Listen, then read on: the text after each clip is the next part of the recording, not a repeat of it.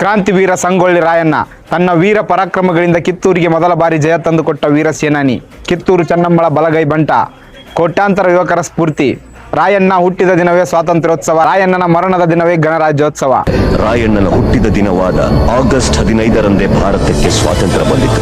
ಗಲ್ಲಿಗೇರಿದ ದಿನವಾದ ಜನವರಿ 26ರಂದೇ ಭಾರತ ಗಣರಾಜ್ಯವಾಗಿತ್ತು. ಬ್ರಿಟಿಷರಿಗೆ ಸಿಂಹ ಸ್ವಪ್ನವಾಗಿದ್ದ ಈ ಕಿತ್ತೂರಿನ ಹುಲಿ ರಾಯಣ್ಣ ಅಲ್ಲಿ ನಡ್ಕೊಂಡ್ ಬರಾಕುಂತಾರ ಅನ್ನೋ ಸುದ್ದಿ ಕೇಳಿದ್ರ ಬ್ರಿಟಿಷರು ನಿಂತಲ್ಲೇ ನಡುಕ್ತಿದ್ರು. ರಾಯಣ್ಣನ ನೇರವಾಗಿ ಎದುರಿಸಕ್ಕಾಗಲ್ಲ ಅನ್ನೋ ಕಾರಣಕ್ಕ ಬ್ರಿಟಿಷರು ರಾಯಣ್ಣನ ಆತ್ಮೀಯರಿಗೆ ಲಂಚದ ಆಸೆ ತೋರಿಸಿ ತನ್ನ ಊರಿಂದಲೇ ರಾಯಣ್ಣನಿಗೆ ಮೋಸ ಮಾಡಿಸ್ತಾರ.